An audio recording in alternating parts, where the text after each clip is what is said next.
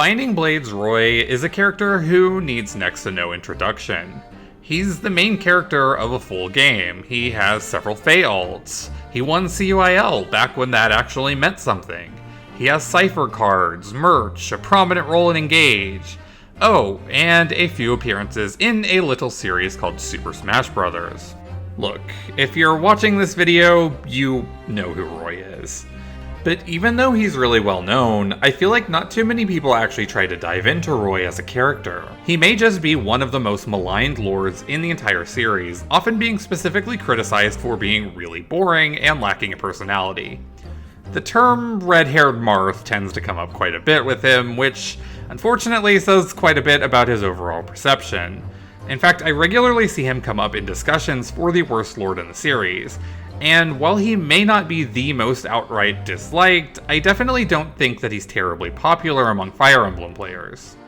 I won't deny that main story Roy isn't the most engaging character in the world.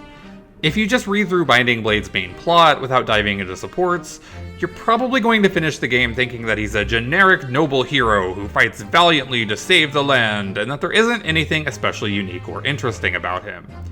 I don't really blame anyone who finds him kind of boring, but I do think that there's a bit more going on with this character than he's given credit for, and that's what made me want to do a video on him. Fittingly enough for, you know, the main character, Roy is introduced at the very beginning of the game and remains prevalent throughout. The son of Fire Emblem VII's Eliwood, Roy is thrust into a leadership role when Foray comes under attack while Eliwood is too sick to fight. Roy's army gradually grows in strength as it retakes Ostia, investigates a rebellion in the Western Isles, roots out corruption in Etruria, and finally takes the army to Bern to save the continent from the evil Zephiel. You might think that all of that would make for a really interesting journey for Roy, but no, it doesn't. Most of Binding Blade's story sees Roy coming up with tactics that are usually just kind of correct. He'll often talk to Merlinus or a chapter-specific character about the immediate events going on around him, but there isn't really much there in terms of meaningful growth or major personal obstacles for Roy to overcome in the story. I mean, he doesn't even lose his father during the events of Binding Blade. What kind of Fire Emblem lord has a living dad? Come on, Roy. But where I think Roy shines is, kind of surprisingly, his supports. It honestly feels a little wrong to be treating the full-ass main character like any old side character and spending the lion's share of this video talking about his supports, but I really feel like that's where he gets the most characterization and even development. You get so many more angles on him and insight into his personality across his supports that it's almost night and day with his more straightforward story self. With that said though, I do think that they work in tandem to some extent, so I will circle back to his role in the story a little bit later. You may have noticed that I haven't said too much about Roy's personality just yet. And no, that isn't because he doesn't have one. Roy is a character largely defined by his doubts and inexperience, both of which relate to his age and circumstances in the plot. He's well-meaning and sincere, as befits the main character of the game, but is also a bit socially awkward and lacks experience with both combat and in his social skills. This inexperience is tied in with a crucial piece of Roy's character that I think is really important to help understand most of his characterization. Namely, that he is 15 years old. Like, he's literally a child. He should be playing Minecraft and drinking chocolate milk, not leading a war for the fate of the entire continent and fighting to save the soul of an ancient dragon. In fact, Roy is tied for the youngest Fire Emblem protagonist with Leaf, while most of the other lords in the series are around 17 or 18, and that age gap is pretty critical to keep in mind for most of the rest of his characterization. Numerous supports reference Roy's lack of confidence in his own abilities. He often tells others that he isn't particularly smart and that he lacks charisma. He sees himself as weak and has a constant desire to prove himself to the army, even long after he's clearly gained their trust and respect. In his own words, he often feels depressed and seems to have a lot of concerns about both the army's success and his own ability to lead. Shanna notes that Roy tends to overcomplicate things, and Sue picks up on his stress and fatigue before telling him to relax and appreciate the things around him. It's pretty clear from a lot of his supports that Roy is in over his head and is struggling with his newfound role as leader. And I think that's understandable. As implied by Binding Blade's tutorial, Roy had never fought in a real battle before he was made to lead a whole army. He was pushed out of a classroom and into a battlefield, initially fighting for his territory in his father's stead, but later battling to save all of Aleb. Even then, he kind of defaulted into a leadership role due to his father's illness, Hector being imprisoned and later killed, and Lelena being held captive. I think it's entirely understandable that Roy would struggle with what he's doing, because he had never really planned to be doing it. I suppose if you wanted to be incredibly forgiving of FE6's flaws, you could even point to a ludonarrative connection between his lack of real combat experience and his, quality as a unit. Roy is pretty notable for being pretty shitty for a good chunk of the game, mostly due to a very late promotion that sees him struggling a lot in the mid-game. I don't personally know that I want to say that this intentionally followed his character in highlighting how he has to grow into a fighter, but it is food for thought. Kind of ironically, given his lack of confidence elsewhere, Roy actually has something of a perfectionist streak. During their supports, Alan proposes a plan to rush through enemy lines to break through their defenses. However, Roy is quick to shoot this down, stating that he doesn't want to risk any casualties because he wants a true victory with no one dying. While this idea is nice in theory, I feel like it speaks to Roy's age and lack of real experience. The idea of a totally flawless war where nobody dies is unfortunately fairly unrealistic, especially in a game with fucking ambush spawns. But it speaks to the mentality of someone who has only read about war in books, and who hasn't experienced any real combat. Admittedly, I do think that the game ultimately wants the player to side with Roy in this discussion, but in real life, the idea of a war with no casualties feels incredibly unrealistic, and I think it reflects how he had not fought in a single battle prior to becoming a leader. Incidentally, this little perfectionist streak is also referenced elsewhere when Cecilia tells Lelena that she explicitly avoided teaching magic to Roy, knowing that he had little aptitude for it. She knew that he would practice constantly to try to keep up with the naturally gifted Lelena, and that would frustrate him, so she opted to teach him the sword instead. The idea of Roy as a perfectionist is admittedly kind of an understated element of his character, but I do think that it is present and it really ties in with his youthful side. Roy's youth doesn't only speak to his inexperience in the war effort, however. Roy is presented as socially awkward and emotionally immature, because again, he is 15. Numerous supports highlight him as struggling to correctly convey his emotions to others, which often leads him to misconstruing his feelings or being more forward than he really intended, particularly around women. To cite some specific examples, his Sue and Shanna supports both end with him inviting them to stay in his hometown, seemingly as an innocent gesture without him fully understanding the implications of what he's asking them. Admittedly, that last part isn't totally clear in the text, but I'm inclined to say that he's just being friendly, given that he leaves Shanna totally flustered about the proposition and seemingly doesn't even realize it. Amusingly enough, when the shoe is on the other foot and Lauram is being forward with him, he pretty much immediately crumbles. Most of their support chain has her very openly flirting with him, while he clearly has no idea how to handle her and just tries to remain polite. He even goes as far as preparing to dodge every time he sees her because she's so prone to jumping him.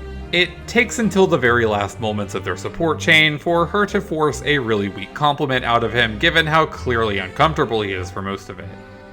Still, while he's not the best at handling women, Roy does ultimately mean well in each of these supports, as he tries to cheer Sue up like she did for him, and is visibly concerned about whether or not Shanna's path is the best choice for her. In fact, his entire support chain with Sophia sees him putting others' happiness above his own, as he opts to remain in the fight for the army's sake even after she warns him of potential danger, and eventually he decides that he cares more about her emotional state than about knowing the future. Roy genuinely cares for others, even if he's a little bit clumsy at expressing it at times. There are a few supports that I want to hone in on in a little bit more detail to get a stronger picture on Roy though. I feel like there are a few in particular that give a much clearer look at his circumstances at the beginning of the game and how they change throughout it. I want to specifically take a closer look at his supports with Marcus, Walt, Lelena, and Cecilia. Marcus's supports give a pretty comprehensive look at where Roy is at early in Binding Blade's story. Every single Marcus support in Binding Blade actually pertains to Roy in some way, often with Marcus wanting the people around him to grow for Roy's sake, which kind of shows Marcus as something of a second father figure to him, and one who's quite concerned with his well-being at that. He sincerely wants Walt, Alan, and Lance to improve themselves in order to better serve Roy, and it's clear that he knows that Roy is still very much a child who needs the help where he can get it. However, Marcus isn't just helping the others with their combat abilities in order to help them serve Roy. In his Lance support in particular, he mentions wanting Roy to get to know more people from outside of Foray, so that he may better learn about different perspectives and beliefs. He also wants Walt to remain close to Roy for moral support, reasoning that Eliwood did not have any close friends that he could relate to. Which seems pretty wrong given how FE7 plays out, but hey, maybe Marcus just forgot about Hector, and Lynn, and Ninian, and Lowen, and Fiora. Still, this paints the picture of Roy being fairly sheltered to me, as it implies that he did not have many friends growing up and that he wasn't able to see much of the world beyond Foray.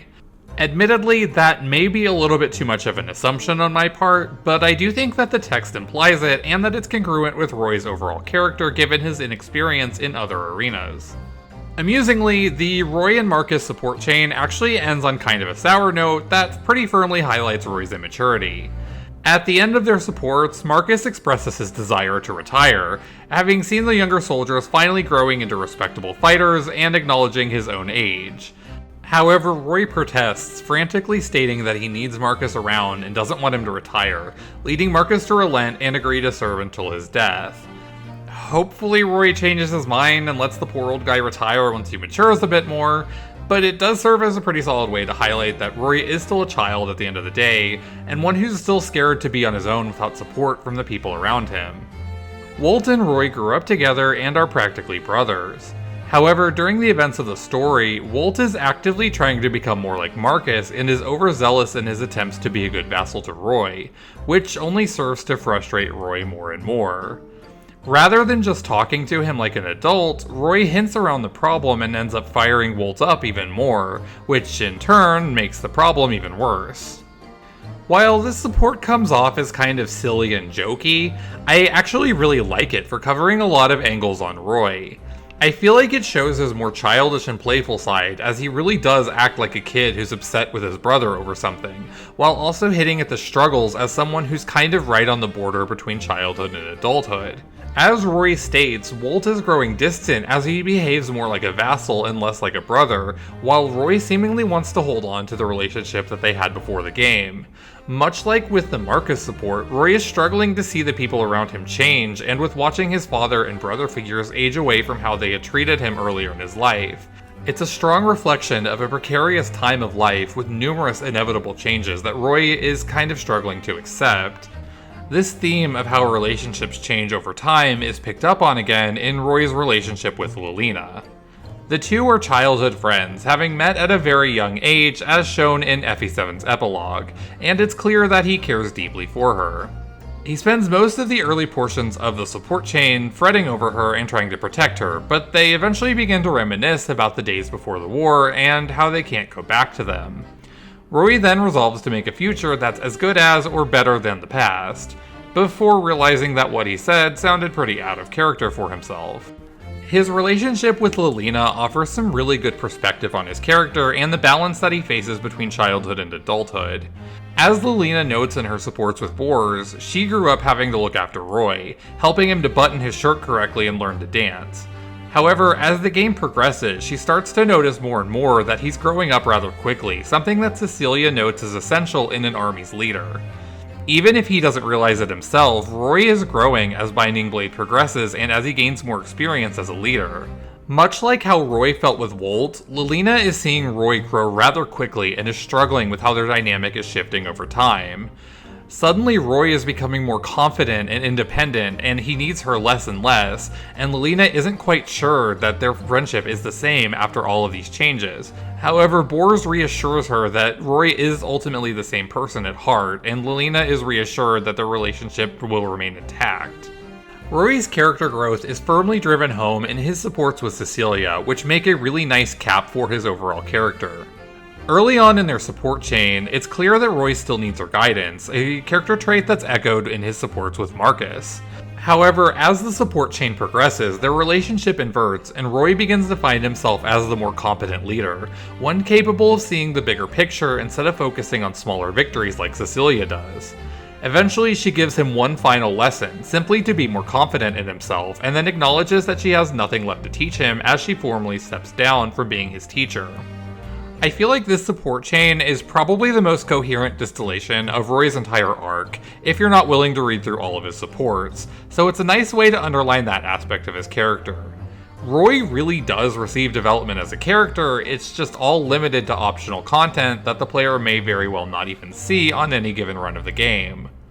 As the war goes on, Roy goes from fretting over smaller details and struggling with his abilities to outshining seasoned generals in seeing the bigger picture and growing into a leader that everyone trusts implicitly.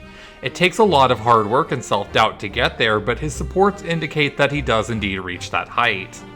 These four supports, Marcus, Wolt, Lilina, and Cecilia, make for a really strong combination to help demonstrate the core qualities of Roy's character, showing the child that he begins the game as and the adult that he grows into, across his supports. Not in the main story, never the main story. But that balance that I referenced earlier between childhood and adulthood that we see in a number of his supports is really critical to Roy's character. Several supports convey him as someone who grew up rather sheltered, timid, and meek, with characters like Lilina helping him out every step of the way. This element is still visible during the events of Binding Blade, as we see his retainers fretting over him, trying to expand his horizons and keep him safe, even when they're a little bit too eager to do so. There is a visible childish streak that remains within Roy, as we can see with his relationship with Wolt, his awkwardness around women, and him refusing to let poor Marcus just retire in peace. But despite all of that, Roy is forced to grow up rather quickly as he's pushed into leading a war effort. Numerous characters mention his changes and how he's rapidly becoming more mature and more competent as a leader, something that's even referenced in supports that Roy isn't involved in, such as Elfin's and Lilina's. Yet, it almost feels like it's happening too quickly. Roy struggles as his dynamics with others are changing, not noticing that Lilina is facing the same worries as he grows without realizing it. The story told in Roy's supports is effectively a coming-of-age story, one that we were sadly kind of robbed of seeing in the main plot. There really is a coherent arc here as he grows, but it takes a reading of nearly all of his supports to see it, and very little of it is reflected in Binding Blade's plot. This is where I want to circle back to the main story and briefly look at Roy's more stoic and straightforward self in it. At a glance, it may be hard to reconcile these two appearances for him, where you have all of this development, doubt, and internal conflict happening in his supports, but none of that is reflected in the main story. However, I do think that there is an interesting interpretation to be had here. Personally, I see Roy as imitating what he sees as a strong leader for most of the story. It's clear from his supports that he's dealing with all of this stress and inner doubt about his own abilities, but Story Roy is very stoic and level-headed, always offering reasoned solutions or coming up with solid tactics and not really showing any personality in doing so. I see this as him hiding his fears and doubts and imitating the strong leaders that he's seen as he grew up, namely Eliwood and Hector, as he presumably would have known about their success from the events of FE7 for most of his life. For what it's worth, that's just my own interpretation of things. I may well just be giving Binding Blade a little bit too much credit by assuming that Roy is putting up an act for his army, but given that there are examples of him talking in a way that he thinks sounds cool, and given how much he worries about how the army perceives him and how he doesn't want to let any of his doubts show, I do think that it's at least a plausible interpretation of the story that's congruent with the character traits that we see him display in his supports. Regardless, I do have to concede that it's kind of a failure on Binding Blade's part to have its Lord's characterization and development be almost exclusively in supports. It's understandable for side characters who can die at any point in the game, but for the main Lord, kind of a problem. I love Binding Blade to death, but its prose in the main story is pretty flawed without much variety or emotion, and a lot of chapter-to-chapter problems are both a bit too easy for Roy to solve and not really personal to him as a character. If Binding Blade ever receives a remake, I'd like to see more of those traits manifest in the actual plot. Show examples of how him being so coddled could lead him to make mistakes, have him make some kind of critical error that derails his army, and then have him gain his confidence over time within the events of the actual main plot. Don't just leave players to infer all of his character development across 10 different support chains that they can't possibly read all of in any given run. Roy is a character defined by internal turmoil and conflict, even if it isn't always apparent in the main plot of the game. He's just a kid who's pushed into leading an entire war effort despite not really being ready to do so, which naturally leads to a lot of doubts and worries about his own ability to lead. He deals with depression, anxiety, concerns about the army's safety, and personal struggles as he's changing alongside his comrades, but he feels that he can't show any of it for fear of hurting the morale of the army.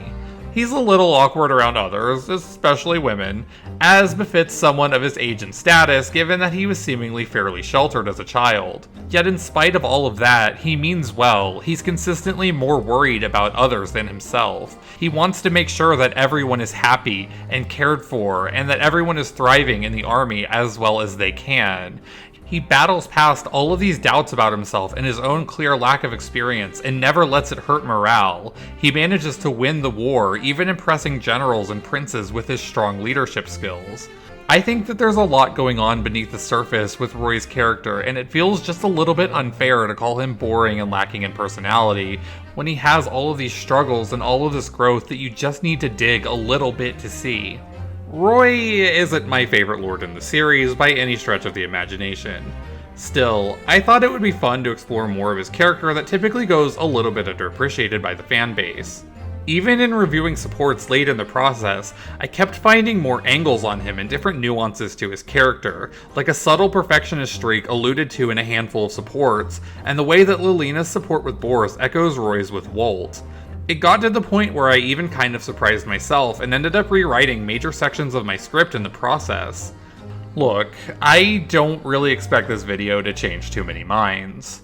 Roy has long been a prevalent pick for the least popular lord in the series, and I don't really think that a single video from a niche little YouTube channel is going to overturn that opinion. But what I am hoping for is that the people who watch this video might appreciate him just a little bit more than they did before. I want people to see that Roy really does have some interesting struggles and even some strong character development, even if the game doesn't always convey it very effectively.